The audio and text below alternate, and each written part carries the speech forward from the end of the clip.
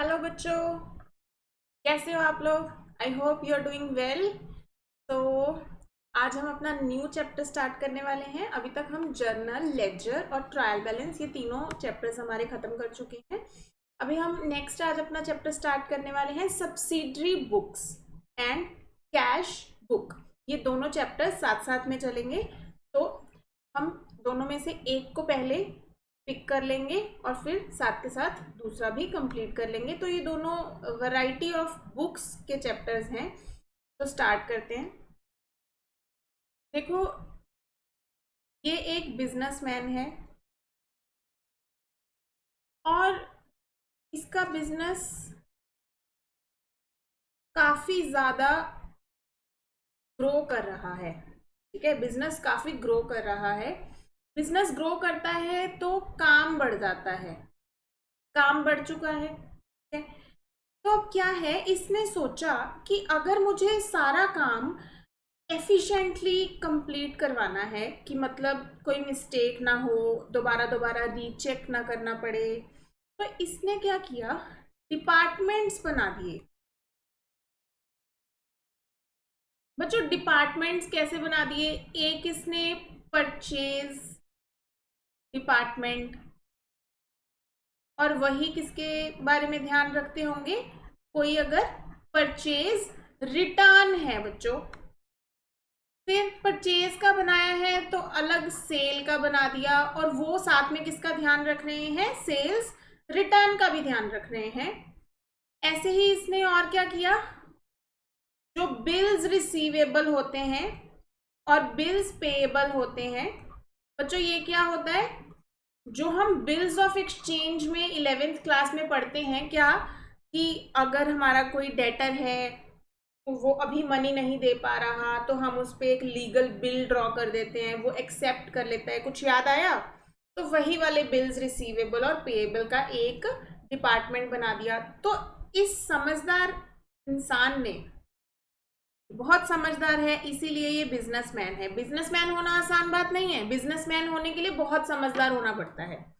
तो इस समझदार इंसान ने अपने सारे काम को ऐसे डिवाइड कर दिया डिपार्टमेंट्स में। These are not hard and fast कि ये ऐसे ही डिपार्टमेंट्स होंगे, कुछ भी हो सकते हैं। ये जस्ट मैं एग्जांपल बता रही हूँ कि ऐसे डिपार्टमेंट्स में उसने डिवाइड कर दिया। तो उसने बोला अब कि डिपार्टमेंट वाइज एफिशिएंटली काम होगा। तो अकाउंट्स डिपार्टमेंट का जो हेड था, एक अकाउंट्स डिपार्टमेंट भी है, उस डिपार्टमेंट का हेड आया इसके पास, ये ऑनर के पास। कहता, सर ये तो आपने बड़ा अच्छा काम कर दिया है, ऐसा कुछ हम अकाउंट्स में भी कर सकते हैं। तो इसने बोला कि अरे वाह, तुम भी समझदार हो, चलो बताओ फिर कैसे क्या कर सकते हैं। उसने बोला कि सर, बहुत सारी ट्रांजैक्शंस होती हैं हमारी, परचेज की, सेल की, बिल्स रिसीव करने की, बिल्स पे करने की। मतलब किसी बिजनेस में बिल्स रिसीवेबल पेएबल की हो सकती हैं, किसी में नहीं भी हो सकती। तो जैसा सिनेरियो होगा वैसा अकाउंटेंट ने बताया।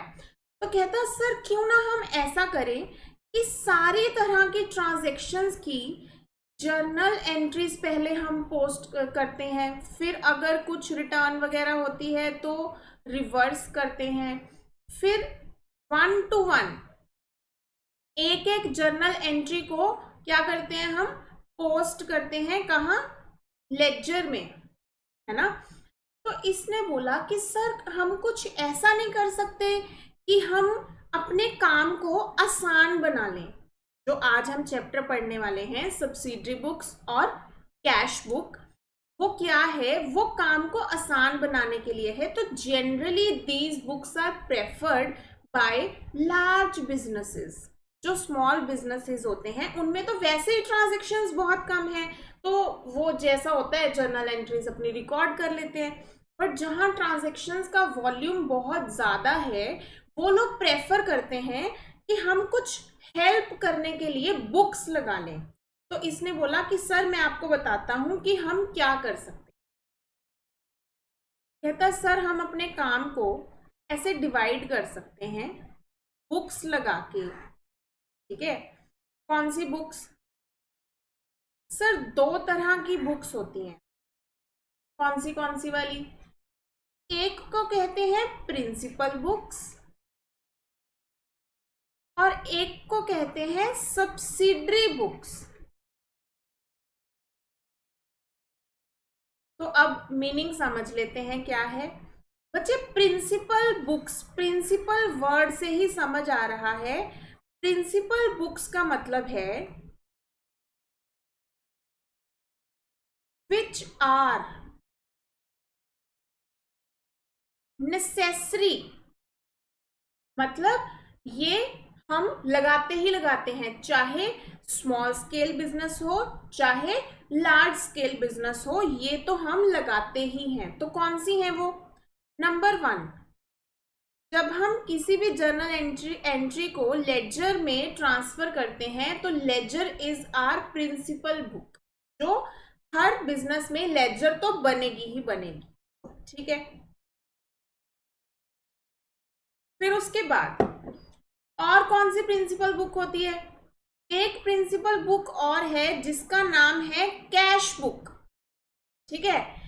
कैश बुक जिसके बारे में हम पढ़ने वाले हैं, मैंने आपको बताया, ये भी एक तरह की क्या है? Principal book. मतलब ये कोई हेल्प करने के लिए पर्पज से नहीं सोचते हम, इसको हम यूज करते ही हैं। ये क्या होती है, कौन सी ट्रांजैक्शंस आएंगी इसमें, ये सब हम फर्दर डिस्कस करेंगे। अभी के लिए हमें सिर्फ कितना जानना है कि 2 तरह की बुक्स होती हैं, एक प्रिंसिपल बुक्स होती हैं और एक सब्सिडरी बुक्स होती हैं। प्रिंसिपल बुक्स में क्या आता है? एक तो लेजर जो हर बिजनेस को बनानी ही है, दूसरा कैश बुक, वो भी क्या है? Principal book. तो प्रिंसिपल मतलब नेसेसरी वाली, इंपॉर्टेंट वाली, जो जरूरी है बनानी हर बिजनेस को। उसके बाद आती है बारी सब्सिडरी बुक्स की। सब्सिडरी वर्ड से ही पता चल रहा है क्या है ये? सेकेंडरी, या फिर जिसको हम क्या कह सकते हैं? हेल्पिंग, जो हेल्प करने के लिए लगाते हैं हम अपने बिजनेस में। मतलब अगर आपका mostly preferred bye, mostly preferred by large scale business, ठीक है बच्चों, जो ये प्रेफर की जाती है, मोस्टली लार्ज स्केल बिजनेस इनको प्रेफर करते हैं क्योंकि स्मॉल स्केल को इनकी जरूरत नहीं पड़ती। तो ये कौन कौन सी तरह की होती हैं? हमने क्या किया? परचेज के लिए अलग बुक लगा दी, तो वो कौन सी हो गई? Purchase book. फिर परचेज रिटर्न हुई तो उसके लिए अलग बुक लगा दी। फिर उसके बाद सेल के लिए अलग बुक लगा देंगे। Of course likewise cell return के लिए भी अलग बुक लगा देंगे। देन और कौन सी बुक्स हो सकती हैं? बिल्स रिसीवेबल, जिसको हम बीआर भी बोल देते हैं, बीआर बुक। और कौन सी हो सकती है? बिल्स पेएबल बुक, ठीक है बच्चों। और लास्ट है हमारी जर्नल प्रॉपर। बच्चों अगर देखा जाए एक लार्ज स्केल बिजनेस इस पूरी जो हमने principal books plus subsidiary books लिखा है, अगर ये बन रही हैं तो ये टोटल उनका क्या बन जाता है? अकाउंट्स का बेस बन जाता है। ये सब अगर हम यूज कर रहे हैं तो दिस इज आवर प्रॉपर एक अकाउंटिंग, जिसके बाद हम सीधा क्या कर सकते हैं? लेजर्स बना के उनको ट्रायल बैलेंस में कन्वर्ट कर सकते हैं। अब एक बहुत इंपॉर्टेंट क्वेश्चन आता है जिसपे आपको ट्रू फॉल्स भी आता है कि जो ये सब्सिडरी बुक्स हैं ये पार्ट ऑफ लेजर है या फिर जर्नल है। मतलब कि ये जर्नल का काम कर रही हैं या लेजर का काम कर रही हैं। तो इस क्वेश्चन को लेके चलते हैं हम आगे। देखो बच्चों, जब कोई भी ट्रांजैक्शन होगी, हमने क्या पढ़ा था? सबसे पहले हम उसकी क्या करेंगे? जर्नल एंट्री पास करेंगे, फिर वो कहाँ जाएगी? लेजर में जाएगी। मतलब जर्नल के थ्रू ये क्या होता है? लेजर में पास होती है। और जब हम सब्सिडरी बुक्स यूज कर रहे होते हैं बच्चों, तो क्या होता है? जो भी ट्रांजैक्शन क्वालिफाई करेगी, मैं क्या बोल रही हूँ? जो ट्रांजैक्शन क्वालिफाई करेगी इन बुक्स में जाने के लिए पहले उसको क्वालिफाई करना जरूरी है, और वो क्वालिफिकेशंस हम आगे पढ़ेंगे। ये सारा चैप्टर आराम से हम अभी स्टडी करने वाले हैं, तो एक बेस बना के चलते हैं। तो मैं कह रही हूं जो भी ट्रांजेक्शन्स क्वालिफाई करेंगी उन ट्रांजेक्शन्स को पहले हम कहाँ डालेंगे, सब्सिडरी बुक्स में। लाइक सबसे पहले तो मतलब कि जो प्राइम एंट्री होगी वो कहाँ होगी, सब्सिडरी बुक में, और यहां से कहाँ चली जाएगी, लेजर में। तो बच्चों अगर आप ध्यान से देखो तो इस प्रोसेस में किसको, जर्नल को रिप्लेस किया है किसने, सब्सिडरी बुक ने। इट मीन्स यहाँ पे हम क्या कह सकते हैं कि जो बुक्स हैं वो पार्ट ऑफ लेजर नहीं है, पार्ट ऑफ क्या है, जर्नल है बच्चों। ठीक है, क्योंकि ये जर्नल का काम करती हैं। जर्नल का क्या काम होता है, जर्नल को और क्या कहते हैं, बुक ऑफ प्राइम एंट्री, जहां सबसे पहले रिकॉर्डिंग होती है। तो अब ट्रांजेक्शन की सबसे पहले रिकॉर्डिंग जो क्वालिफाई करती हैं ट्रांजेक्शन कहाँ हो रही है, सब्सिडरी बुक में। So subsidiary books are part of journal, not part of laser.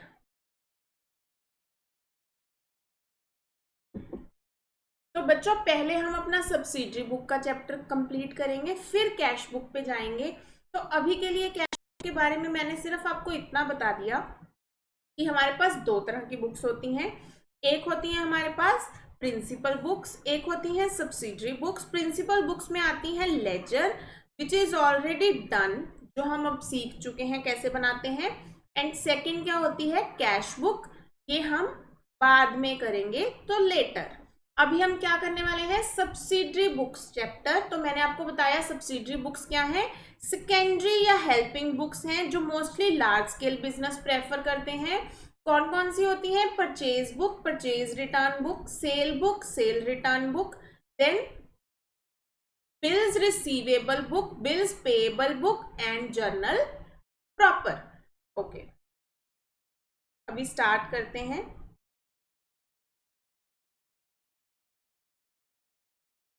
Subsidiary books बच्चों, सबसे पहले मैं आपको 4 बुक्स के साथ लेके जा रही हूं। Purchase book, purchase return book,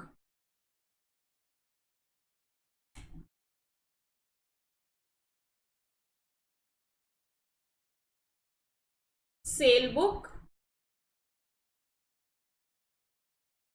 and sales return book. ठीक है बच्चों, ये 4 बुक्स लेके चलते हैं।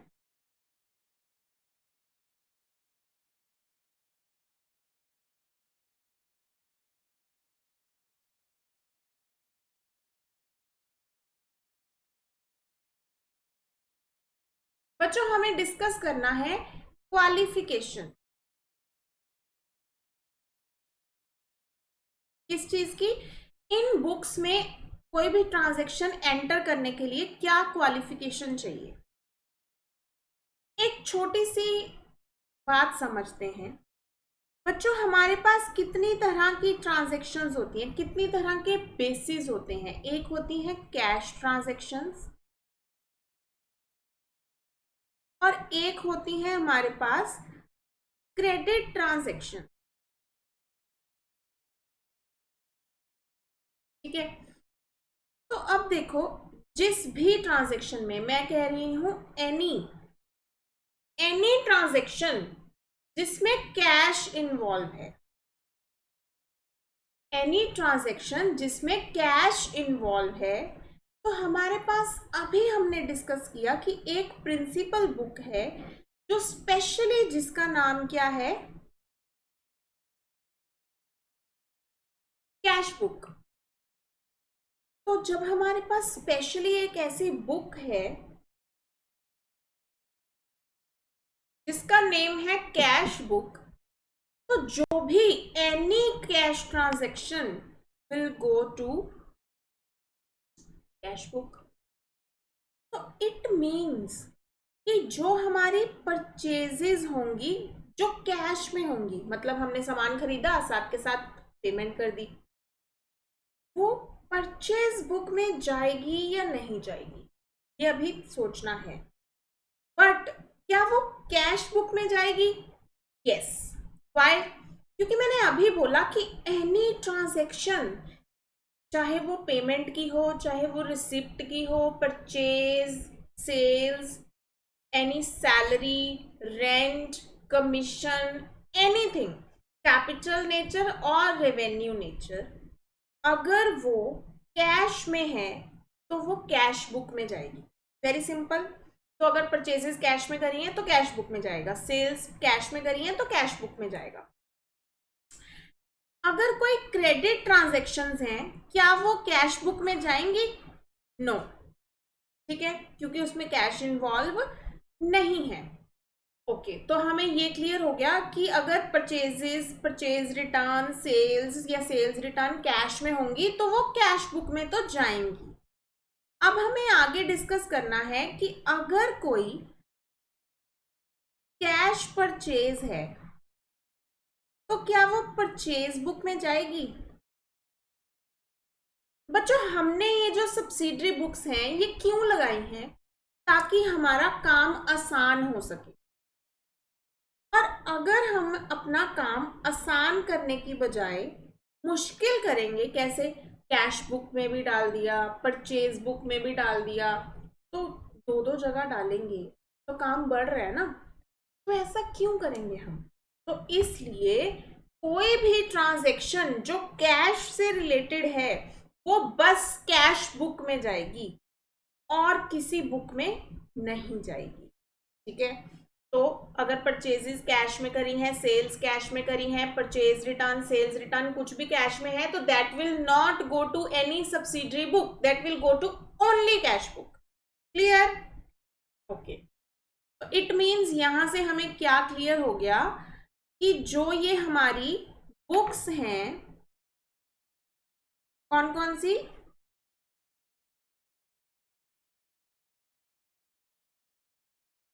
Purchase book,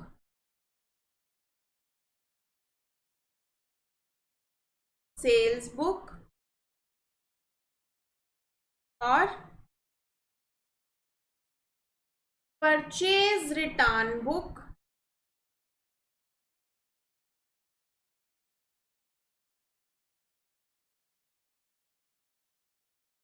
sales return book.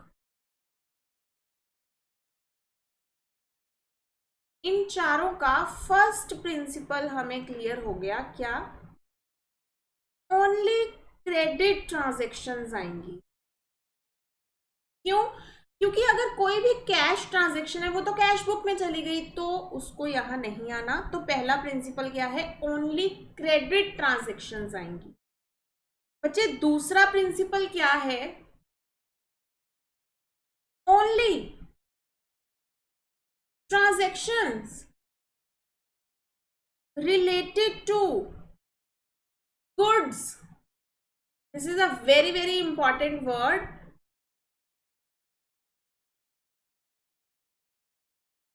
Goods.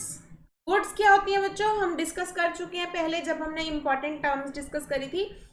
Those things in which business deals, जिस चीज में आप डील कर रहे हो उसको बिजनेस के लिए गुड्स कहते हैं। जैसे फर्नीचर हाउस के लिए फर्नीचर गुड्स है, स्टेशनरी शॉप के लिए स्टेशनरी गुड्स है। ठीक है, तो इट मीन्स स्टेशनरी शॉप वाला अगर स्टेशनरी का सामान खरीदेगा क्रेडिट पे तो परचेज बुक में जाएगा। बट अगर उसने एसी खरीद लिया क्रेडिट पे, एसी उसके लिए गुड्स है, नो, तो क्या वो परचेज बुक में जा सकता है? Big no. ठीक है बच्चों, तो फर्स्ट है कि वो ट्रांजैक्शन पहली बात तो क्रेडिट में होनी चाहिए। कैश में है तो देखना भी नहीं है इन बुक्स की तरफ, वो कैश बुक में जाएगी। अगर वो क्रेडिट वाली क्वालिफिकेशन को अप्रूव कर जाता है, फिर उसको चेक करना है कि क्या वो गुड्स है बिजनेस के लिए। अगर वो गुड्स है तो इन बुक्स में जाएगी ट्रांजैक्शन, अदरवाइज वो इन बुक्स में नहीं जाएगी। तो ये हमारे दो इम्पॉर्टेंट रूल हैं जो डिसाइड करते हैं इन बुक्स को बनाने के लिए कि इन बुक्स में वो ट्रांजैक्शन जाएगी या नहीं जाएगी। चारों बुक्स के लिए सेम क्या है, रूल है। ओके, अब आगे बढ़ते हैं फॉर्मेट की तरफ। बच्चों देखो, इन चारों बुक्स का फॉर्मेट सेम है, बस कुछ जो चेंजेस हैं वो मैं आपको बता दूंगी। फर्स्ट, वो इस बुक में जब भी कोई ट्रांजैक्शन होगी, हम जर्नल एंट्री तो रिकॉर्ड कर नहीं रहे, हम क्या करेंगे, सीधा इसी में डालेंगे। तो हमें ये क्रोनोलॉजिकली बनानी है। जैसे जर्नल बनाते हैं तो पहला कॉलम आ गया डेट, दूसरा कॉलम आ गया पर्टिकुलर्स। इसमें आपको क्या लिखनी है, डिटेल्स लिखनी है ऑफ परचेज। जैसे कि नेम ऑफ पार्टी, अगर परचेज है तो सप्लायर का नाम, सेल्स है तो कस्टमर का नाम, ठीक है। फिर डिस्क्रिप्शन ऑफ गुड्स, कि मतलब क्या खरीदा या क्या बेचा, कितनी क्वांटिटी थी, कितना प्राइस था उसका, ठीक है। फिर एनी ट्रेड डिस्काउंट, अगर कोई ट्रेड डिस्काउंट है तो वो भी यहाँ पे आप लिख के बताओगे। फिर उसके बाद डिटेल्स, डिटेल्स क्या है यहाँ पे, कैलकुलेशन, अगर मान लो कोई कैलकुलेशन करनी है, ट्रेड डिस्काउंट माइनस करना है, और यहाँ पे क्या आएगा, अमाउंट। अमाउंट क्या है, ये है फाइनल अमाउंट। उसके अलावा एक मिनट, यहाँ पे थोड़ी सी स्पेस बनानी पड़ेगी।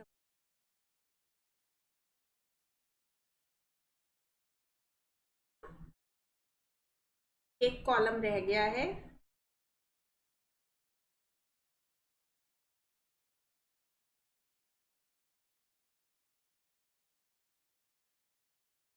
बच्चों ये जो 4 कॉलम्स हैं, 1 2 4 एंड 5, ये चारों बुक्स में, ऑल 4 बुक्स,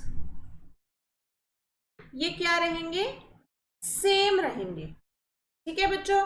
तो चेंज क्या होगा, आप बड़े इंटेलिजेंट हो, क्या चेंज होगा, ओनली कॉलम नंबर 3।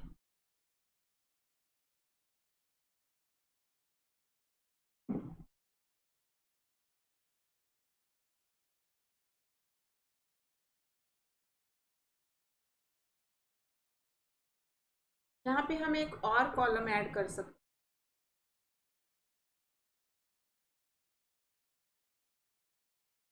इसको लिख लेते हैं 5th, और इसको लिख लेते हैं 6th, और यहाँ पे एक कॉलम लिख लेते हैं 4th, वो भी सेम रहेगा, वो क्या है, लेजर फोलियो, ठीक है। क्योंकि ये जर्नल का काम कर रहा है तो यहाँ से सीधी पोस्टिंग कहाँ होगी, लेजर में। तो लेजर का रेफरेंस देना है, जैसे हमें लेजर फोलियो का मतलब पता ही है, क्या मतलब होता है कि ये ट्रांजैक्शन लेजर में कहाँ पे रिकॉर्डेड है, तो लेजर फोलियो। तो चेंज क्या होगा, सिर्फ नंबर 3 कॉलम। तो यहाँ ये सब समझ आ गया आपको। उसके बाद अब नंबर 3 कॉलम की बात करते हैं। यहाँ पे हमें लिखना होता है, देखो कोई भी ट्रांजैक्शन अगर रिकॉर्ड होती है तो वो किसी डॉक्यूमेंट के बेसिस पे रिकॉर्ड होती है। उस डॉक्यूमेंट को हम क्या कहते हैं, वाउचर कहते हैं, ठीक है। जैसे मान लो आप कहीं से कुछ खरीद के लाते हो तो सामने वाला आपको बिल काट के देता है ना, तो वो अगर आप लाके अपने अकाउंट्स डिपार्टमेंट को दोगे तो वो क्या करेंगे, उसके बेसिस पे वो ट्रांजैक्शन को बुक्स में रिकॉर्ड कर देंगे। आप जब सेल करोगे आप बिल काट के दोगे तो वो वाउचर हो गया। परचेज रिटर्न और सेल रिटर्न के टाइम भी स्लिप मिलती है तो उनको कहते हैं वाउचर। तो वो जो वाउचर का नंबर यहां लिखना होता है, ठीक है। लिखना चारों बुक्स में वाउचर का नंबर ही है, लेकिन चारों बुक्स में इन वाउचर्स के नेम डिफरेंट होते हैं, उस पे आपको ट्रू फॉल्स क्वेश्चन बन के आता है। तो ये कॉलम हम यहां डिस्कस कर लेते हैं, which is very very important. तो यहां मैं लिख रही हूं नंबर 3 कॉलम, ठीक है। नंबर 3 कॉलम सबसे पहले किसके लिए डिस्कस कर रहे हैं हम? Purchase book. बच्चों ये मेरी परचेज बुक है, तो परचेज बुक के लिए इस कॉलम का नाम क्या होगा? देखो बच्चों, आपको कोई बिल काट के देगा, ठीक है, आपने किसको दिया? वो अपने अकाउंट्स डिपार्टमेंट को। तो अगर मैं इसको क्या बोलूं? इनवॉइस। तो ये इनवॉइस मेरे को मिला है ना परचेज के टाइम, तो ये क्या है? Invoice inward. बच्चों परचेजेस के टाइम क्या होता है? Invoice inward.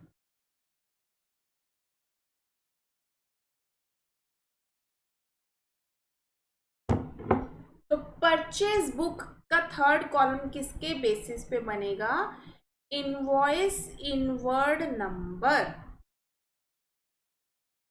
ठीक है बच्चों। उसके बाद बात करते हैं सेल्स बुक की।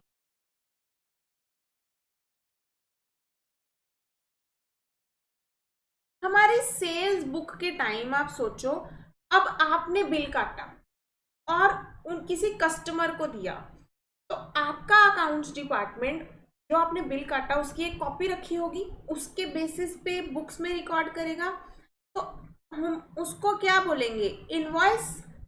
बट इस टाइम इनवॉइस वो बाहर गया है, तो आउटवर्ड इनवॉइस आउटवर्ड नंबर, ठीक है बच्चों। तो इसके बेसिस पे क्या करेंगे? हम अपनी सेल्स बुक में ट्रांजैक्शन को रिकॉर्ड करेंगे, ठीक है। थर्ड बात करते हैं, now please pay attention, this is very very important. अब बात कर रही हूं मैं परचेज रिटर्न की, ठीक है। परचेज रिटर्न किसके, मतलब वाउचर का क्या नाम होगा जिसके बेसिस पे रिकॉर्ड होगा? देखो बच्चों ध्यान से सुनना है, एक स्टोरी बताती हूं यहां पे। देखो ये है हमारा सप्लायर, ठीक है। इससे मैंने परचेज करी। जब मैंने परचेज करी तो मेरे को एंट्री रिकॉर्ड करनी थी, क्रेडिट परचेज है ना, purchase account debit to supplier. क्योंकि सप्लायर को मनी फ्यूचर में देनी है, वो मेरा क्रेडिटर बन गया, तो मैंने उसको क्या कर दिया? क्रेडिट। अब बच्चों मैंने इस परचेज को रिटर्न कर दिया, तो क्या अब मैंने सप्लायर को मनी देनी है? नहीं देनी। तो सप्लायर के अकाउंट को क्या करना पड़ेगा? खत्म करना पड़ेगा बुक्स में से। अगर टोटल आइटम्स में से कुछ आइटम्स रिटर्न करनी है तो सप्लायर के अकाउंट को उतने से कम करना पड़ेगा। अगर पहले सप्लायर का अकाउंट शो कर रहा था कि मैंने उसको 10,000 बक्स देने हैं, अब अगर मैंने 5,000 का सामान रिटर्न कर दिया तो अब मैंने उसको कितने देने हैं? 5,000। तो इट मीन्स 5,000 पे लेके आना पड़ेगा ना उसके अकाउंट को, जो 10,000 पे दिख रहा है। और किसी भी अकाउंट में कैसे अमाउंट कम होती है? रिवर्स करके उसको। तो अब मुझे सप्लायर को क्या करना पड़ेगा? डेबिट करना पड़ेगा। और क्रेडिट में किसको करूंगी? Purchase return. तो बच्चों अब मैंने सप्लायर को क्या किया? मैंने डेबिट कर दिया। तो ये मुझे सप्लायर को बताना है कि भैया जी मैंने अपनी बुक्स में आपको डेबिट कर दिया है, अब मैं आपको इतने पैसे नहीं देने वाली। तो परचेज रिटर्न के टाइम हम अपने बिजनेस में से सप्लायर को क्या इशू करते हैं? डेबिट नोट, ठीक है। तो रट्टा नहीं मारना है, ध्यान से समझ के याद रखना है कि डेबिट नोट क्यों? क्योंकि हमने सप्लायर को बताना है कि मैं तुम्हें अपनी बुक्स में डेबिट कर रही हूं क्योंकि मैंने रिटर्न कर दी है तुम्हें आइटम। पहले मैंने तुम्हें क्रेडिट किया हुआ था बिकॉज मैंने तुम्हें ये मनी देनी थी। अब मैंने वो मनी तुम्हें नहीं देनी तो इसलिए मैंने तुम्हें डेबिट कर दिया, तो I am giving you debit note. So purchase return book किसके बेसिस पे बनेगी? डेबिट नोट नंबर जो आपने सप्लायर को भेजा। अब बच्चों देखो, स्टोरी को अगर अब सेल्स रिटर्न बुक के लिए समझना हो तो आई थिंक अब तो बहुत आसान हो गई है, मैं ऐसे ही समझा सकती हूँ। अगर कस्टमर को आपने सेल करी तो आपने क्या एंट्री करी क्रेडिट सेल के लिए? कस्टमर अकाउंट डेबिट, डेटर बन गया वो आपका, टू सेल्स। अब कस्टमर ने आपको गुड्स वापस कर दी तो कस्टमर से मनी पहले लेनी थी इसलिए वो डेटर था। अब अगर गुड्स वापस आ गई हैं अब तो मनी नहीं आएगी, तो कस्टमर के अकाउंट को मुझे क्या करना है? क्रेडिट, और सेल्स रिटर्न को डेबिट। तो कस्टमर को मुझे बताना है कि yes I have credited you in my account, now you need not to pay me money. सो इसलिए हम उसको क्या इशू करते हैं? Credit note. और क्रेडिट नोट नंबर के बेसिस पे क्या बनती है? Sales return book. तो बच्चों अभी क्रैमिंग बिल्कुल नहीं करनी क्योंकि एग्जाम में जाके हम उलझ जाते हैं और फिर सोचते हैं परचेज रिटर्न बुक का डेबिट नंबर था या क्रेडिट नंबर था, आई डोंट नो, तुक्का नहीं। हर चीज का लॉजिक होता है, everything is logical in my class. So purchase return book पहले सप्लायर क्रेडिट था, अब उसको डेबिट कर रहे हैं, बताने के लिए डेबिट नोट नंबर देंगे तो उसके बेसिस पे क्या हो जाएगा? परचेज रिटर्न बुक बनेगी। Likewise sales return book credit note के बेसिस पे बनेगी। तो ये हमने अपना थर्ड कॉलम डिस्कस कर लिया है कि थर्ड कॉलम में अगर ये परचेज बुक का फॉर्मेट है तो 1 2 4 5 6 तो सेम ही रहेंगे, और थर्ड में क्या आएगा? Invoice inward number. अगर ये सेल्स बुक है तो इनवॉइस आउटवर्ड नंबर, अगर परचेज रिटर्न बुक है तो डेबिट नोट नंबर, और अगर सेल्स रिटर्न बुक है तो क्रेडिट नोट नंबर। बच्चों ये चैप्टर्स अपने आप में इसलिए ज्यादा इंपॉर्टेंट हो जाते हैं क्योंकि जब हम कल को रेक्टिफिकेशन ऑफ एरर्स चैप्टर करेंगे तो हमें इन चैप्टर्स की बहुत जरूरत पड़ने वाली है।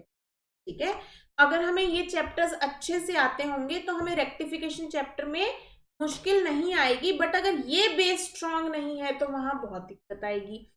और ट्रू फॉल्स के लिए भी ये जो मैं इतना डीप में जाके आपको समझा रही हूँ इसीलिए समझा रही हूँ क्योंकि ट्रू फॉल्स किसी भी चीज पे बन के आ जाते हैं, आपको आपकी असाइनमेंट में भी इससे रिलेटेड ट्रू फॉल्स मिल जाएंगे। ठीक है बच्चों, तो अभी फॉर्मेट भी हमने समझ लिया है। Let's try some questions so that concept will be clear to us, okay, based on these 4 books। तो इनके रूल्स क्या हैं? Only credit transaction and only the transactions related to goods. okay, let's pick one question from your ICAI module। बच्चों मैं आपके ICAI के module का illustration 2 pick कर रही हूँ। 1 आपका होमवर्क है, आप खुद से कर लेना। मैं आपको 2 करवा रही हूँ क्योंकि 2 में 1-2 और भी इम्पोर्टेंट पॉइंट्स हैं जो कवर हो जाएंगे जो 1 में नहीं है।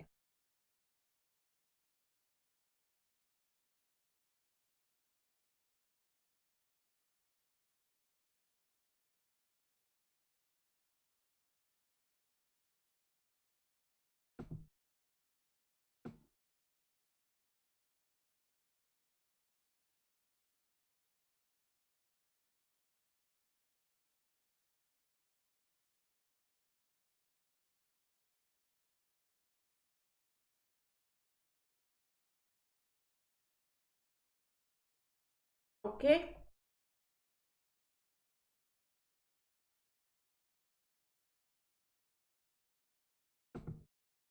so here is our question।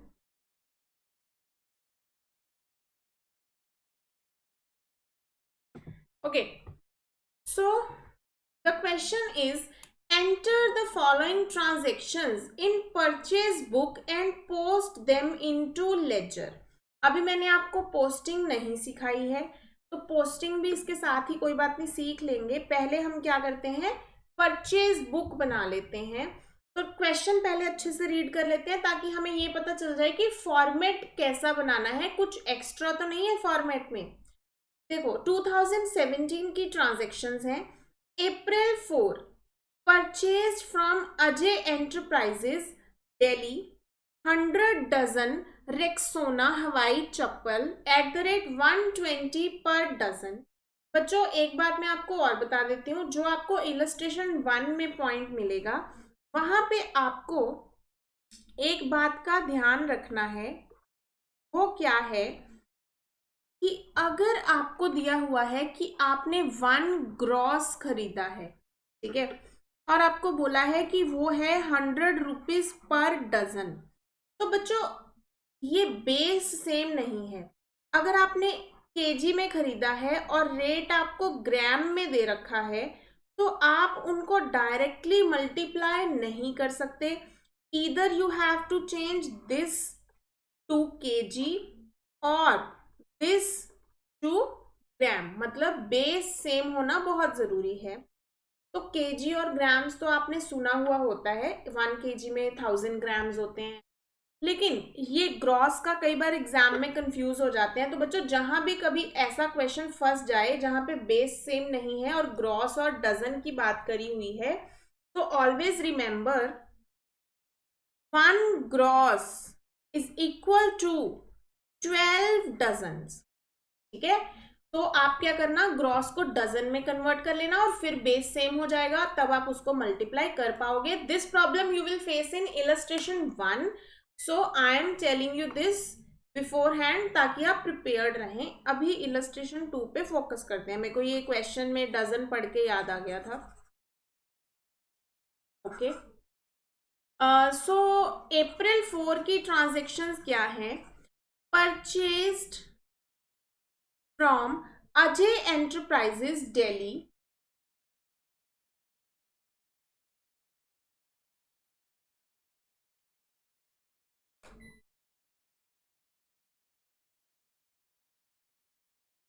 100 dozen Rexona हवाई चप्पल @120 पर डजन, 200 डजन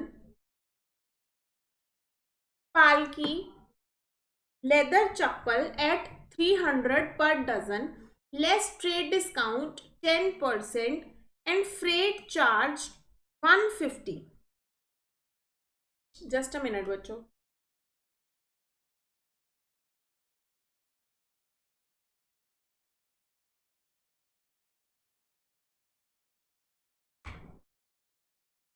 बच्चों इसमें मैंने आपको ट्रेड डिस्काउंट तक तो बताया था, इसमें एक एक्स्ट्रा पॉइंट है फ्रेट चार्ज। इसी की वजह से मैं आपको ये इलस्ट्रेशन करवा रही हूँ रेदर देन इलस्ट्रेशन 1। आगे पढ़ लेते हैं। फिर बालाजी ट्रेडर्स से आपने क्या खरीदा है, 50 डजन मैक्स शूज, फिर स्पोर्ट्स शूज और ट्रेड डिस्काउंट और फ्रेट चार्ज दिया हुआ है। फिर परचेज फ्रॉम तृप्ति इंडस्ट्रीज, ये खरीदा है। बच्चों देखो यहाँ पे हर ट्रांजेक्शन में शूज चप्पल इन चीजों की बात हो रही है। इट मीन्स आपका क्या होगा, शू का बिजनेस होगा। ठीक है, तो इसमें तीनों ही ट्रांजेक्शन्स क्रेडिट ट्रांजेक्शन्स हैं और तीनों ही ट्रांजेक्शन्स जो आपका बिजनेस है उसकी जो गुड्स हैं उससे रिलेटेड हैं। सो ये तीनों ट्रांजेक्शन्स हम परचेज बुक में रिकॉर्ड कर सकते हैं। आप जब इलस्ट्रेशन 1 करोगे तो there you will find few cash transactions, so you will not record that in the book, and few transactions which are not of goods in which you deal, so those will also not come in your subsidiary book। तो वैसे question वैसे points आपको वहां पे देखने को मिलेंगे। यहाँ पे मैं ये क्वेश्चन क्यों करवा रही हूँ, ये फ्रेट चार्ज वाले पॉइंट के कारण। Okay, now let's take format.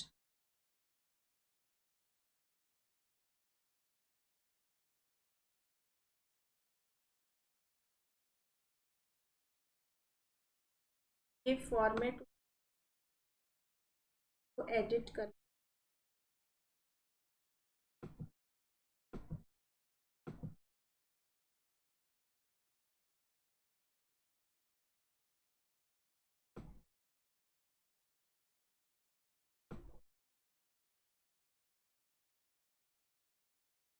तो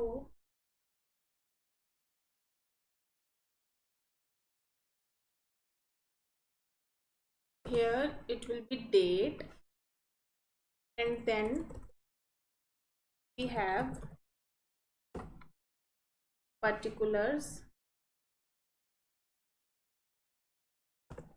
Then we have invoice, inward number, then we have details,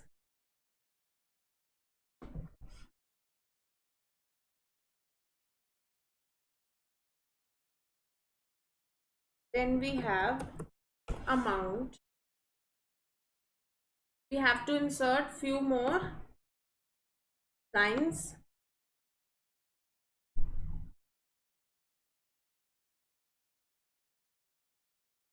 One for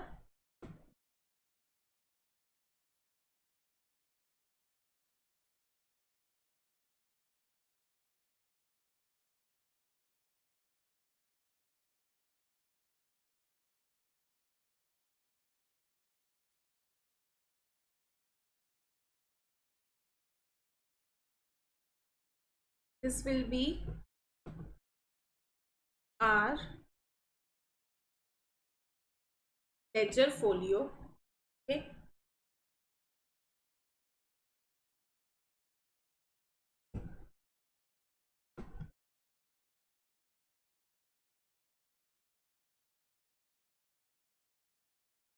Then details के कॉलम को कर लेते हैं, क्योंकि हमें फ्रेट वगैरह भी ऐड करना है। तो अमाउंट को यहाँ ले आते हैं और यहाँ पे एक और लाइन ड्रॉ कर लेते हैं।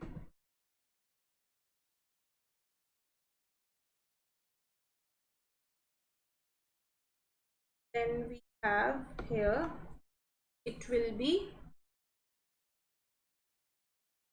rate, and then here it will be total. So एक और लाइन ड्रॉ कर लेते हैं।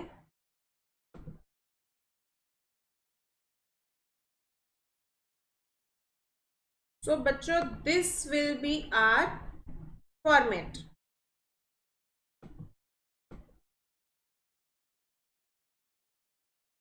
ठीक है, तो ये हमारी क्या हो गई,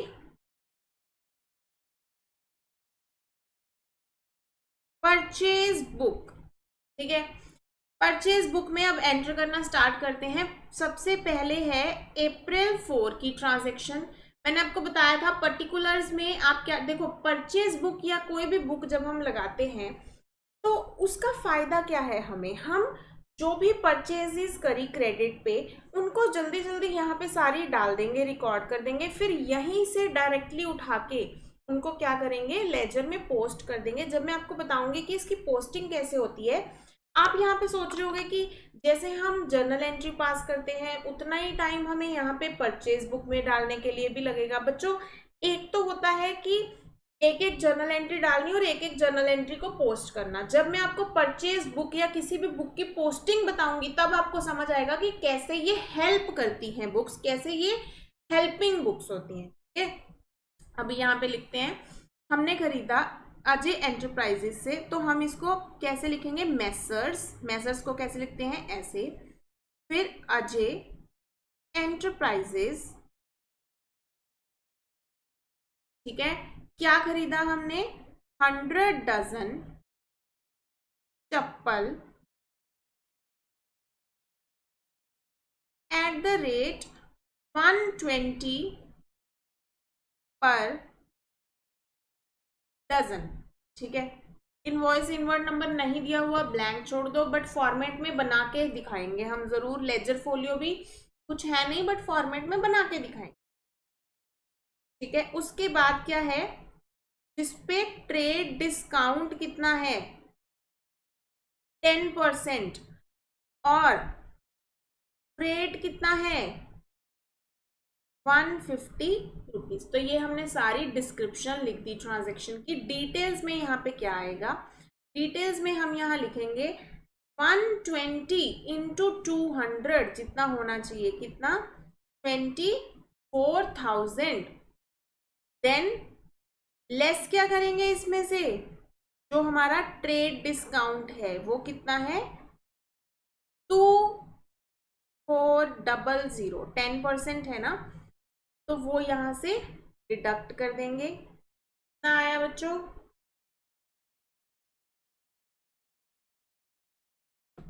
करो फटाफट कैलकुलेटर पे। कैलकुलेटर हमेशा आपके हाथ में होना चाहिए ताकि आप क्या कर सको, स्पीड इंक्रीज कर सको अपनी कैलकुलेशंस करने की। ये आ गया 21,600। और बच्चों जो हमारा फ्रेट है उसको हम फ्रेट के कॉलम में डाल देंगे ताकि हमारे पास एक सेपरेट क्या हो, डिटेल हो। और फिर टोटल जो इनका बनता है कितना आएगा, 21,750। तो हमारे पास हर तरह की डिटेल हो गई। सिर्फ परचेजेस कितने की हुई हैं, 21,600 की। फ्रेट कितना पे करना है हमने, 150। ये फ्रेट क्या है, मतलब अजय एंटरप्राइजेस ने हमारे बिहाफ पे फ्रेट पे कर दिया होगा सामान हमारे तक भेजने का, और अब वो हमसे चार्ज कर रहे हैं, तो ये 150 वो है। अब एक ट्रांजैक्शन हो गई, फिर आगे चलते हैं। अप्रैल 15 किससे खरीदा है, बालाजी ट्रेडर्स। तो हम इसको कैसे लिखेंगे, मैसर्स बालाजी ट्रेडर्स। ठीक है, क्या खरीदा है हमने, 50 dozen shoes at the rate 400 per dozen. ठीक है, और भी खरीदी हैं हमने चीजें, क्या खरीदी हैं बच्चों, 100 पेयर शूज, 100 पेयर शूज खरीदे हैं एट द रेट 150 पर पेयर। तो यहाँ पे बेस हमारा क्या है, सेम है।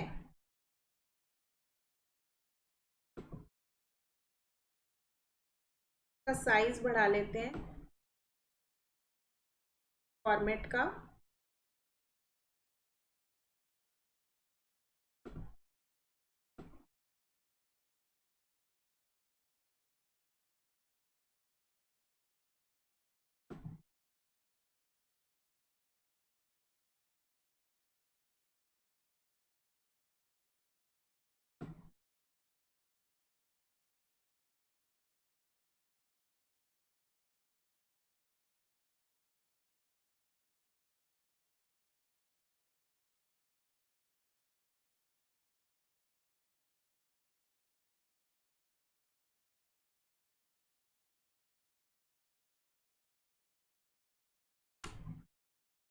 ओके, तो हमने ये खरीदा, साथ साथ में ड्रॉ कर लेंगे, कोई बात नहीं। तो हमारा ट्रेड डिस्काउंट क्या है, 10%। फ्रेट कितना है, 200।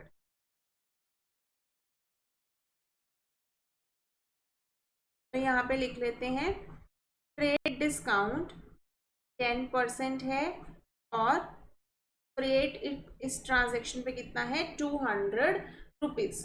तो ये दोनों कॉलम ब्लैंक छोड़ देंगे। यहाँ पे हम अपनी क्या लिखेंगे, ट्रांजैक्शन की डिटेल लिखेंगे। क्या आएगा, 50 इंटू 400 कितना हो जाएगा, ये 20,000। फिर ऐड इसमें 14,000 कितना हो गया, 34,000 less 10% discount, that will be 3,400। तो इसको डिडक्ट करके ये फाइनल अमाउंट कहाँ आ जाएगी, अमाउंट कॉलम में, और यहाँ पे फ्रेट 200 आ जाएगा। ये निकाल लेते हैं कितना आएगा, आई थिंक ये आना चाहिए 30,600।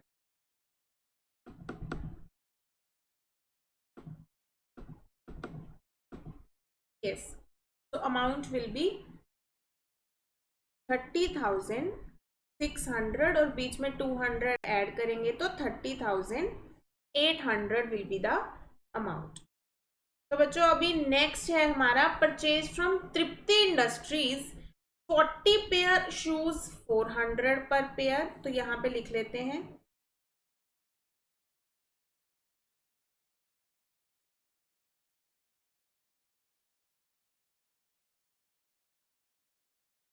अभी तक तो आप समझ गए होंगे कि आपको कैसे रिकॉर्ड करना है परचेज बुक में। जब भी डेट वाइज ट्रांजेक्शन होगी तो जो भी उनसे खरीदा है वो सब डिस्क्रिप्शन में आ जाएगा। तो ये 28 अप्रैल की ट्रांजेक्शन है, तो यहाँ पे हम लिखेंगे अप्रैल 28। यहाँ पे क्या लिखेंगे, मैसर्स तृप्ति इंडस्ट्रीज। तो हमने क्या खरीदा, 40 pair shoes at the rate 400 पर पेयर। तो यहाँ पे ये क्या आ जाएगा, 16,000। आगे देख लेते हैं कि हमने क्या खरीदा। हमने खरीदा 100 डजन रोजी हवाई चप्पल at the rate 180 per dozen. 10% discount है, फ्रेट 100 रुपीज है। तो 100 डजन है, 180 पर डजन। ठीक है, तो यहाँ पे 100 dozen chappal at the rate 180 per dozen. ठीक है, बेस सेम है तो ये आ जाएगा हमारा 18,000। So how much the amount is, it comes to 34,000।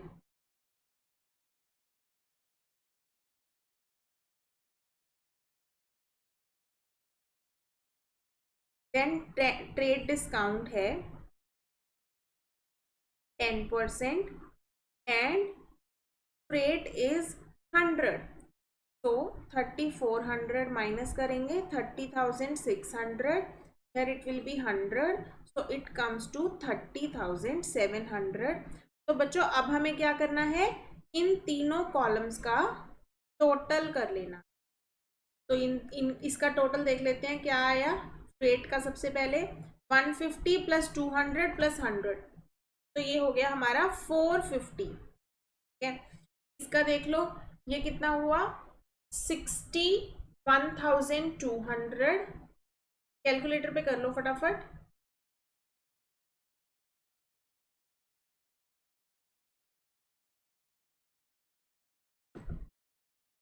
Sixty one 200 plus 21,600, so it comes to 82,800।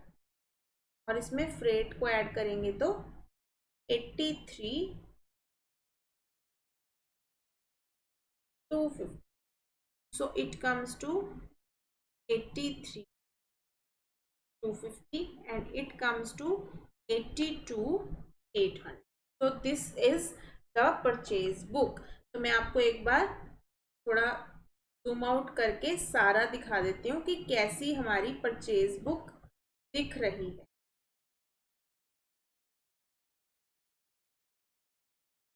ये है हमारी परचेज बुक जिसमें हमने ये तीनों ट्रांजैक्शंस रिकॉर्ड कर दी हैं और फिर हमने अमाउंट कॉलम का, फ्रेट कॉलम का और टोटल का क्या ले लिया है, टोटल ले लिया है। बच्चों अब जो फर्स्ट इलस्ट्रेशन आप करोगे उसमें आपको क्या डिफरेंस मिलेगा, आपको ये फ्रेट और टोटल कॉलम की जरूरत नहीं पड़ेगी। आपका क्वेश्चन इन्हीं कॉलम्स में खत्म हो जाएगा अमाउंट तक। ठीक है, इस क्वेश्चन में फ्रेट एक्स्ट्रा था तो हमने इसको क्या ले लिया, जितना भी कुछ एक्स्ट्रा दिया हो उसका अलग से एक कॉलम बन जाएगा और फिर वो परचेज बुक या सेल बुक जो भी बुक होगी उसमें इंसर्ट हो जाएगा। ठीक है बच्चों, ओके।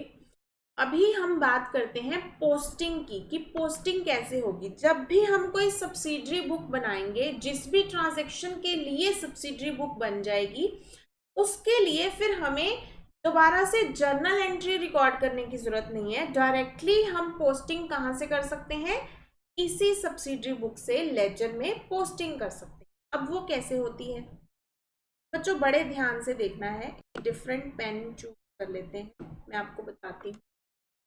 देखो बच्चों, मैंने आपको बोला था कि जब ये बुक बन जाएगी तब आपको मैं समझा पाऊंगी कि कैसे ये काम को आसान करती है।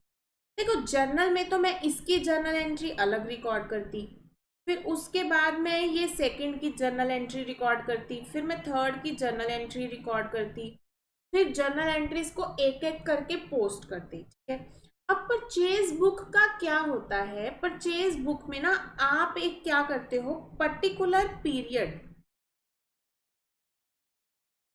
लेट्स अज्यूम 1 मंथ, आप पूरे 1 महीने की परचेज बुक बनाते हो।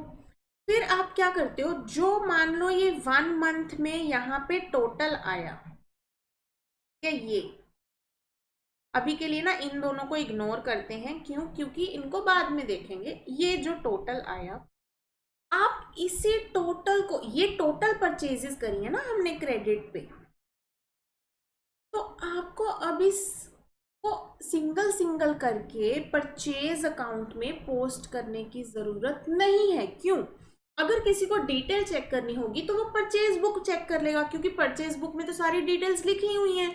तो आप मंथली या फिर जो भी आप पीरियड चूज करोगे, वीकली, बाय मतलब बाय मंथ, मतलब 2 times a month, और what ever period you choose, आप क्या करते हो, ये टोटल उठाते हो किसी भी बुक का, और ये जो भी बुक होती है, जैसे परचेज बुक है तो परचेजेस का टोटल है, तो आप बच्चों क्या करोगे, यहाँ पे क्या बनाओगे, परचेज का लेजर, परचेज अकाउंट। ठीक है।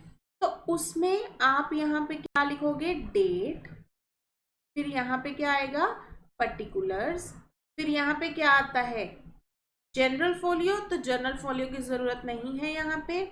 आप क्या यहाँ पे क्या लिख दोगे, सब्सिडरी बुक का जो भी लिखना है नंबर, अदरवाइज अभी के लिए इग्नोर करते हैं, और यहाँ पे क्या आएगी, अमाउंट, फिर डेट, और इधर पर्टिकुलर्स और अमाउंट।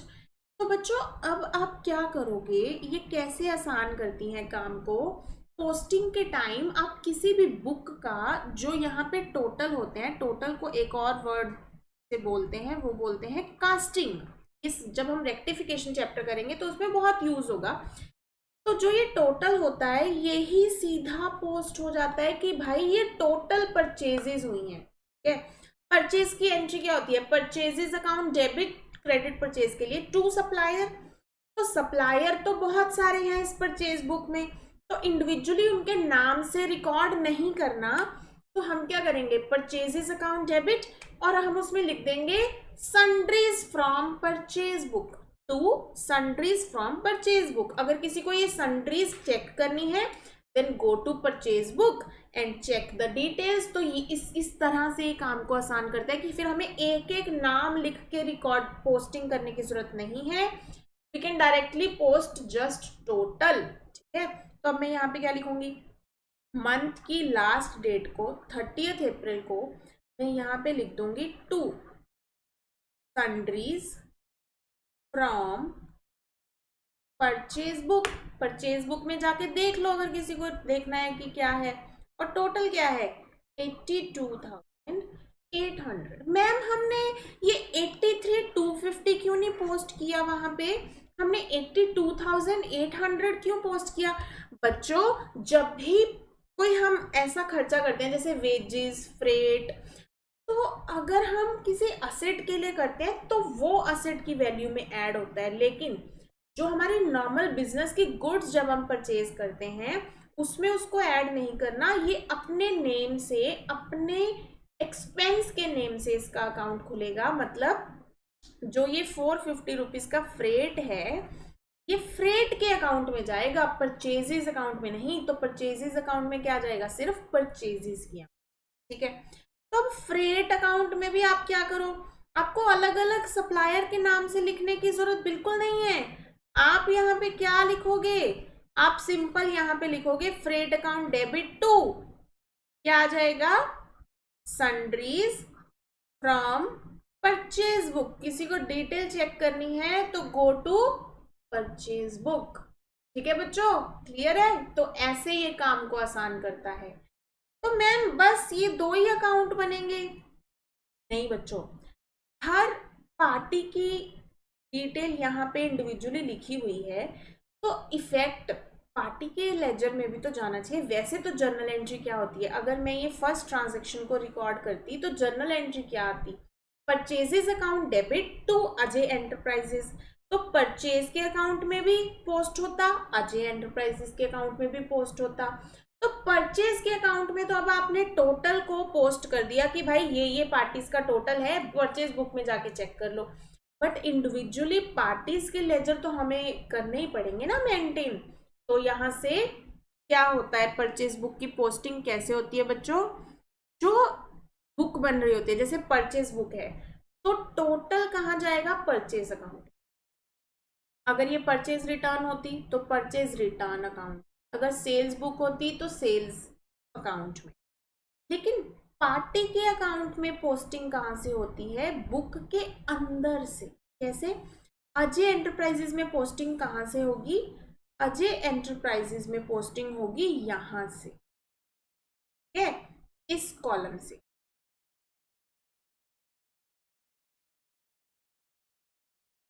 तो यहाँ पे कितने लेजर और बनेंगे, 3 लेजर हमारे और बनेंगे। ये किसका लेजर हो गया, अजय एंटरप्राइजेज अकाउंट,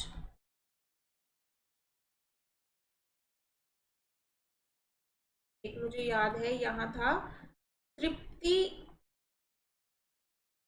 इंडस्ट्रीज, और आई थिंक ये कुछ बालाजी करके था, बालाजी ट्रेडर्स, ठीक है।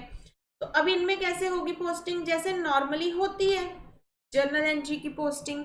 कैसे, purchase account to Ajay enterprises है तो परचेज अकाउंट में तो इफेक्ट जा चुका है इकट्ठा, तो अजय एंटरप्राइजेज में हम यहाँ पे क्या लिख देंगे, बाय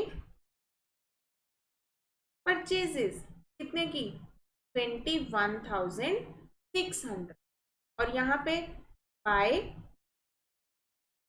परचेजेस कितने की, 30,600, और यहाँ बाय परचेजेस कितने की, 30,600। और ma'am freight, freight account debit to sundries करा, तो फ्रेट भी तो इन पार्टीज को पे करना है ना, तो कोई बात नहीं, यहाँ पे परचेज के साथ साथ और किस चीज के लिए क्रेडिटर हैं ये के लिए, तो फ्रेट भी आ जाएगा, कितना, 150, यहाँ पे फ्रेट कितना आ जाएगा, 200, और यहाँ पे फ्रेट कितना आ जाएगा, 100, ठीक है बच्चों। तो काम कैसे आसान किया इसने, पार्टी के अकाउंट में तो उतना ही काम है, जैसे जर्नल एंट्री से पोस्ट करते हो वैसे ही सब्सिडरी बुक से इंडिविजुअली पोस्ट करोगे, क्योंकि पार्टी का अकाउंट तो अलग से मेंटेन करना ही पड़ेगा ना। बट परचेज अकाउंट में अब सिंगल सिंगल नेम से दोबारा करने की जरूरत नहीं है पोस्ट, सिंपल टोटल उठाओ और टोटल को परचेज अकाउंट में, और अगर कोई और भी परचेज के टाइम खर्चा हुआ है तो उसके अकाउंट में दो। तो this is the posting of this purchase book. कितनी जगह इफेक्ट गया, एक तो परचेज बुक है तो परचेज अकाउंट बना, फिर फ्रेट का भी खर्चा हुआ था तो ये नंबर 1, ये नंबर 2, फिर जितनी पार्टीज हैं उतनी पार्टीज के अकाउंट। तो बच्चे this is the full fledged question जिसमें हम एक परचेज बुक बना रहे हैं और साथ में लेजर में उसको पोस्ट कर रहे हैं। बच्चों सिर्फ ये एक कॉलम के अलावा sales book, sales return book, purchase return book सब सेम तरीके से बनेंगी। पार्टी की डिटेल्स, फिर उसके बाद उसकी डिटेल्स में कैलकुलेशन, फिर सेम इसी तरीके से चलता रहेगा। जैसे इस क्वेश्चन में हर ट्रांजैक्शन के साथ ट्रेड डिस्काउंट अलग से दे रखा था, आपको पूरा क्वेश्चन पहले ही रीड करना बहुत जरूरी है। कई बार क्या होता है यहाँ ये नहीं दिया होगा, आपको नीचे दे रखा होगा for all transactions trade discount applicable is 20%। तो अगर आपने पहले पूरा क्वेश्चन नहीं पढ़ा और आपने क्वेश्चन को करना स्टार्ट कर दिया बिना ट्रेड डिस्काउंट के कर दिया, फिर बाद में आपको कट करके पूरा क्वेश्चन दोबारा करना पड़ेगा ट्रेड डिस्काउंट को इंक्लूड करके। तो इसलिए always read the full question before attempting that, okay. तो और क्वेश्चन उठा लेते हैं कोई, उससे हमें और क्लैरिटी आ जाएगी। बच्चों एक बात का और ध्यान रखना है, जैसे मान लो आपने ये परचेज करी अजय एंटरप्राइजेस, इस पे 10% का ट्रेड डिस्काउंट था, ठीक है। कल को अगर आप यही गुड्स क्या कर दो, रिटर्न कर दो, या मान लो परचेज रिटर्न बुक बनानी होती है और यही सेम ट्रांजेक्शन दे रखी, तो उस टाइम आप ट्रेड डिस्काउंट को माइनस करोगे या नहीं करोगे। अब छोटी सी एक एग्जांपल, मैंने पहले भी जनरल चैप्टर में बोला था आपको, अगर आप कोई 10 रुपीज की चीज को किसी से 8 रुपीज में लेके आए हो, तो जब आप वापस करने जाओगे तो आपको जो क्रेडिट मिलेगा वो भी 8 रुपए का मिलेगा, 10 रुपए का नहीं, ठीक है। जितने में लिया उतने में ही तो वापस करोगे। तो अगर परचेज करते टाइम ट्रेड डिस्काउंट माइनस किया है या फिर सेल करते टाइम ट्रेड डिस्काउंट माइनस किया है, you need to deduct that at the time of return as well, whether it is purchase return or sale return, ठीक है। तो ये पॉइंट हमें अच्छे से ध्यान रखना है, okay. so let's take another question.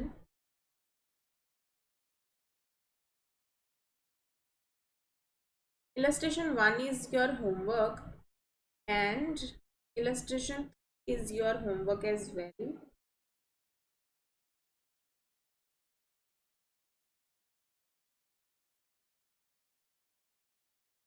I am picking illustration 5 in your book. It should be ideally illustration 4 because 4 number is missing, right? See that question here.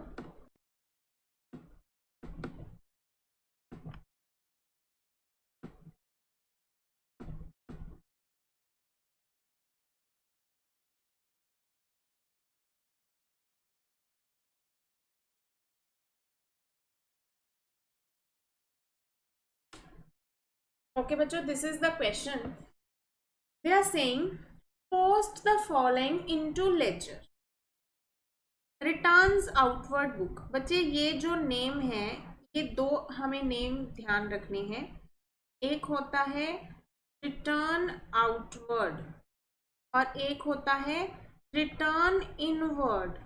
Very very simple, logically चलना है।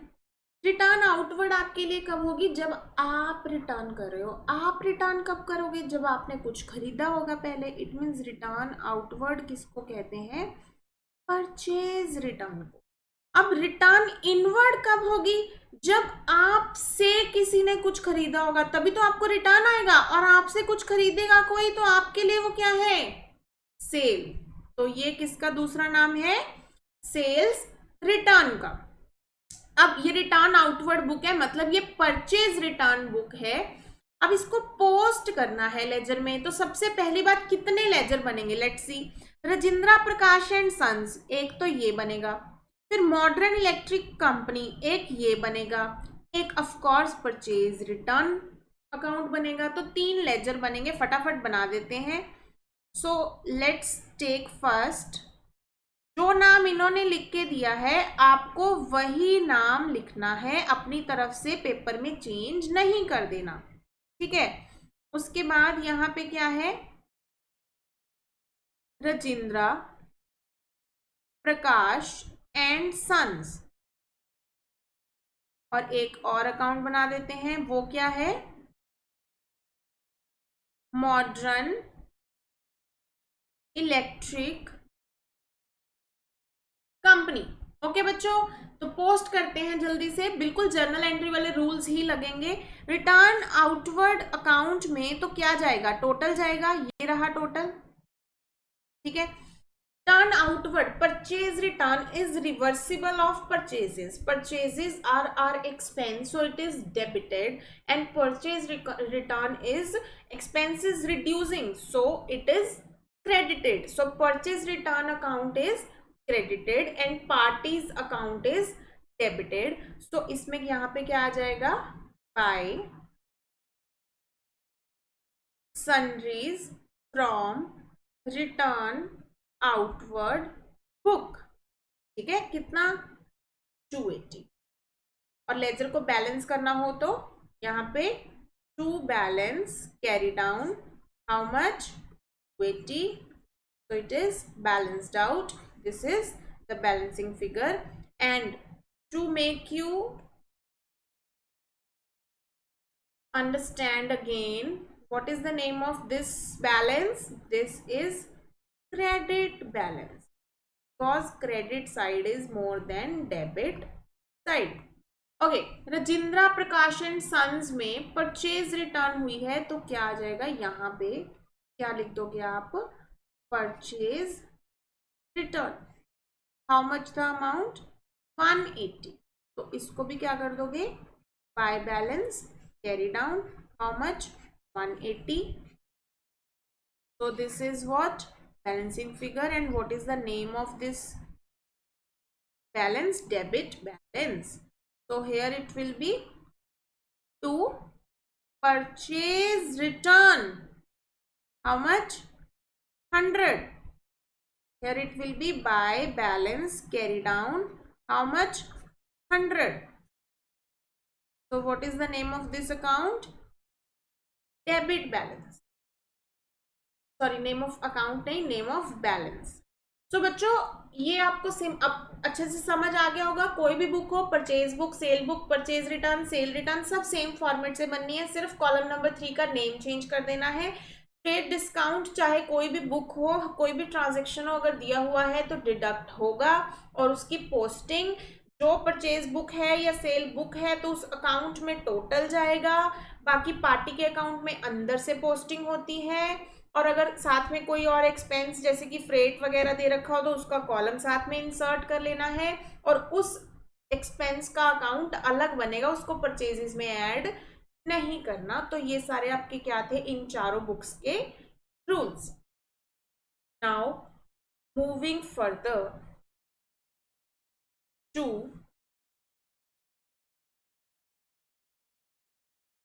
B R book, और एक कौन सी है? PP book. वैसे तो बच्चों हम फ्यूचर में जब क्या करेंगे, हमारा बिल्स ऑफ एक्सचेंज चैप्टर, उसमें आप लोगों को अच्छे से समझ आ जाएगा कि ये बीआर क्या है, बीपी क्या है, पर फिर भी मैं आपको एक थोड़ा सा ग्लिम्स दे रही हूँ ताकि आप यहाँ पे इस चैप्टर में उसको छोड़ना ना पड़े, हम उसको कवर कर पाए।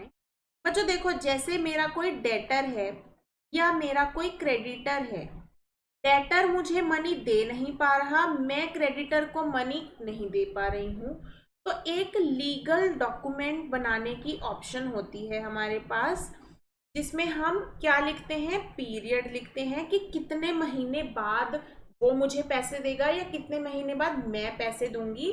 उसका क्या फायदा होता है कि अब वो मुकर नहीं सकता, क्योंकि अब ये लीगल डॉक्यूमेंट बन चुका है, और कभी भी हम उसको स्यू कर पाएंगे। स्यू क्या होता है? केस कर पाएंगे उस पर।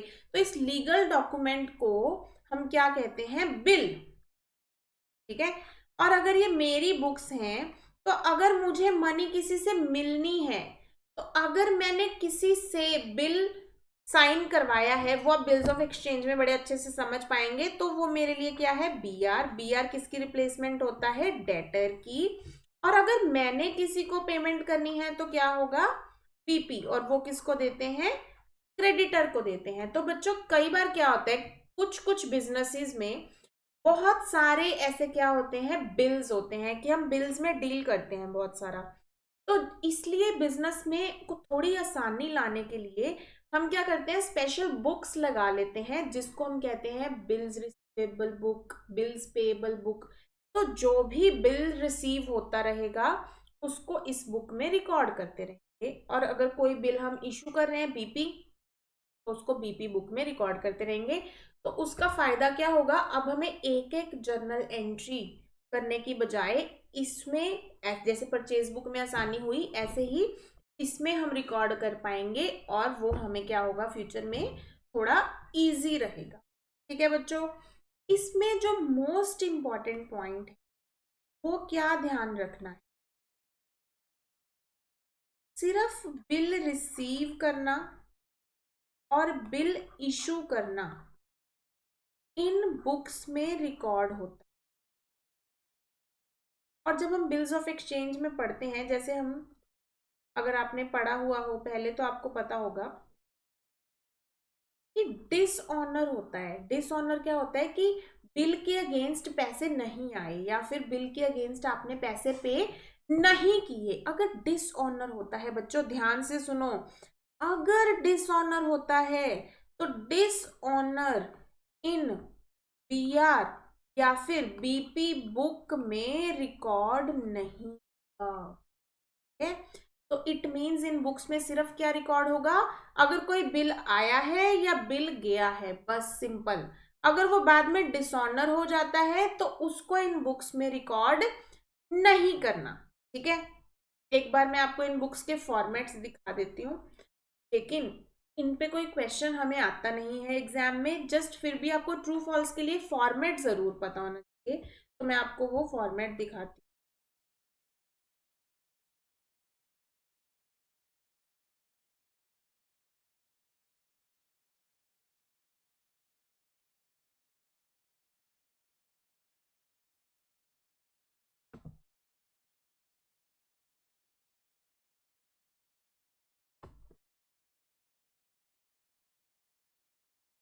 Here we have the formats of both the books.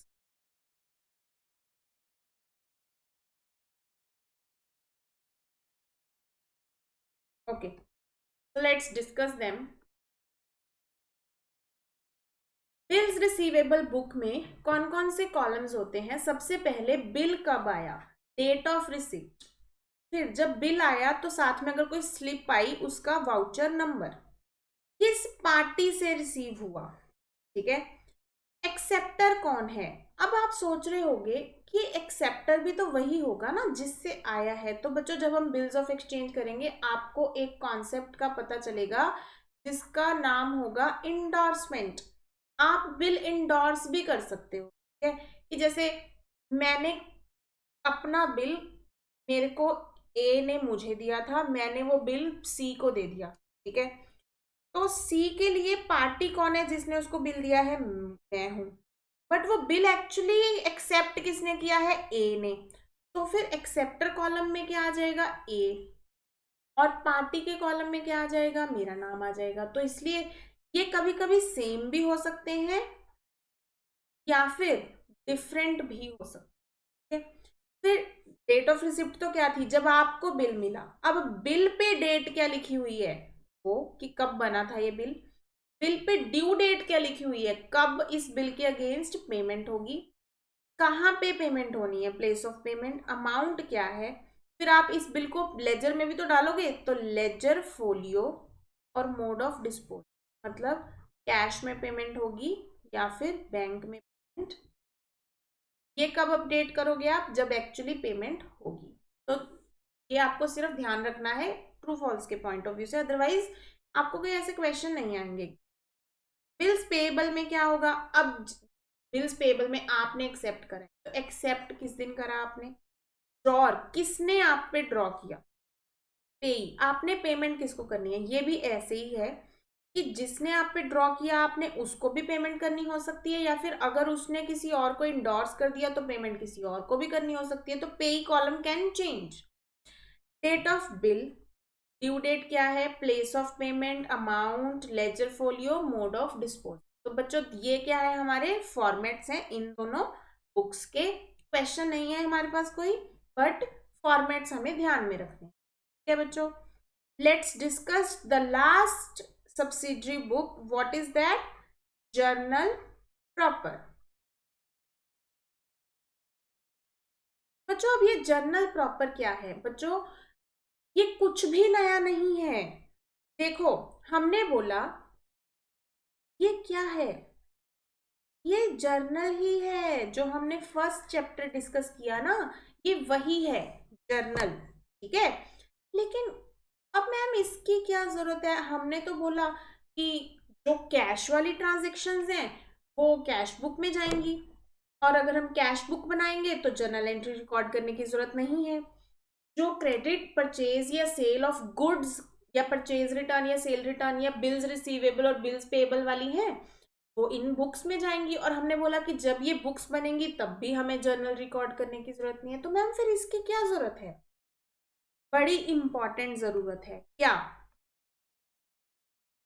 Any transaction, कोई भी transaction which will not go to any book. कौन सी बुक्स है हमारे पास? एक तो कैश बुक है और बाकी 6 अदर जो अभी हमने डिस्कस करी, purchase book, sale book, purchase return, cell return, bills receivable, bills payable. तो ये टोटल जो है 7 बुक्स हैं हमारे पास। तो any transaction which will not go to any of 7 will go to journal property. मतलब ये बुक क्या है? ये बुक है कि जो कहीं नहीं, जिसका कोई नहीं उसकी ये है।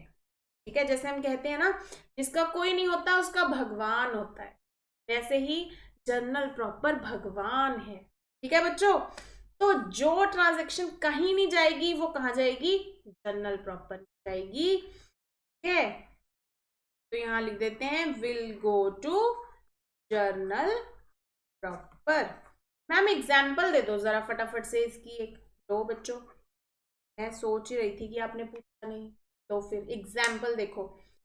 For example credit. देखो कैश वाली कोई ट्रांजैक्शन तो यहाँ आएगी नहीं, क्योंकि कैश वाली तो सारी कैश बुक में चली जाएंगी। Credit purchase of furniture from Ram eight the rate 15,000 rupees. अब हम डिस्कस करते हैं, क्या ये ट्रांजैक्शन कैश बुक में जा सकती है? नहीं, क्योंकि क्रेडिट है। अगर आपका मान लो स्टेशनरी का बिजनेस है, तो क्या फर्नीचर गुड्स है आपके लिए? नहीं। तो ये उन चारों बुक्स में से परचेज बुक में जा सकती थी, बट नहीं जाएगी क्योंकि ये गुड्स नहीं। फिर bills receivable, bills payable, bill की तो कोई बात ही नहीं हो रही है, तो ये कहीं भी नहीं जा रही, तो ये कहाँ जाएगी?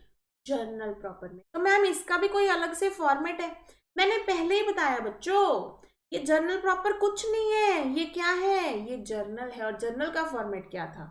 Date, then particulars, then ledger folio, then debit और देन क्रेडिट। तो वही जो जर्नल का फॉर्मेट था वही जर्नल प्रॉपर। जर्नल प्रॉपर एक बस नाम चेंज कर दिया है, वैसे ये जर्नल ही है। तो जो ट्रांजैक्शन कहीं नहीं जाएगी वो कहाँ जाएगी? जर्नल प्रॉपर में जाएगी। तो एक बार मैं आपको सारी वो ट्रांजैक्शंस जो मेनली जर्नल प्रॉपर में ही जाती हैं, एक बार उनका पूरी डिस्क्रिप्शन दिखा देती हूँ, तो आपको अच्छे से पता चल जाएगा। ये आपकी ICAI की बुक में ही दे रखा है।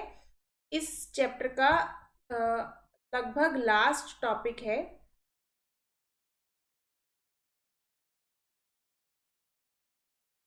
I'll show you.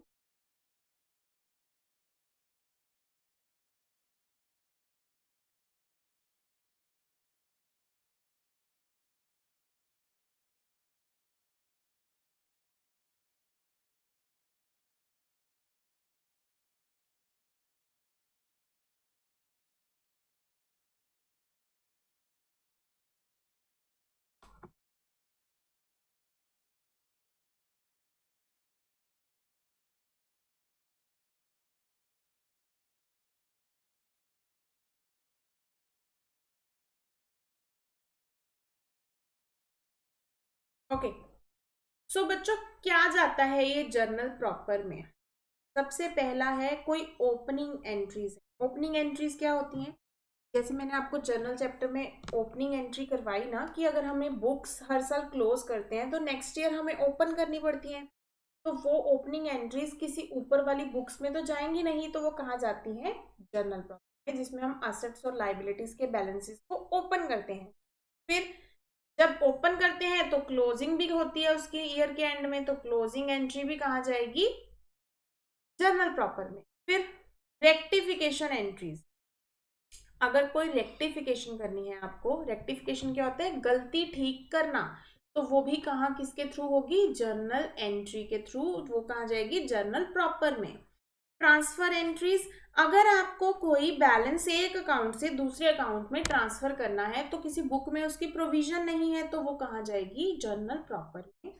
फिर एडजस्टिंग एंट्रीज, अगर आपको क्या करना है, कोई एडजस्टमेंट करनी है, लाइक डेप्रिसिएशन लेनी है फर्नीचर पे, या फिर कोई एक्सपेंस आपने एडवांस में पे कर दिया, प्रीपेड एक्सपेंस रिकॉर्ड करना है, आउटस्टैंडिंग एक्सपेंस रिकॉर्ड करना है, तो वो सब कहाँ होगा, जर्नल प्रॉपर में। फिर मैंने अभी आपको बताया था कि बिल्स सिर्फ इशू और रिसीव की एंट्रीज कहाँ जाती हैं, बिल्स रिसीवेबल और पेबल बुक में, तो here it is dishonour of bills कहाँ जाता है, जर्नल प्रॉपर में, क्योंकि वो उन बुक्स में नहीं जा सकते। फिर मिसलेनियस है, जैसे कोई भी क्रेडिट परचेजेस करी गुड्स के अलावा, अदर देन गुड्स, तो वो इसमें जाएगी। कोई अलाउंस दिया, अलाउंस क्या होता है, कोई डिस्काउंट की जर्नल एंट्री है, तो वो कहाँ जाएगी, इन बुक्स में जाएगी।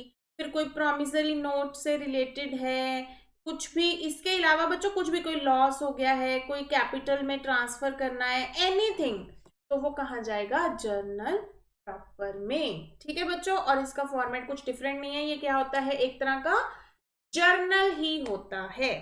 ठीक है बच्चों, तो ये था हमारा सब्सिडरी बुक चैप्टर। अब जो हमने कंप्लीट कर लिया है, जो इलस्ट्रेशंस या फिर back questions, let me check what questions you have in your book, then I will tell you what is your homework.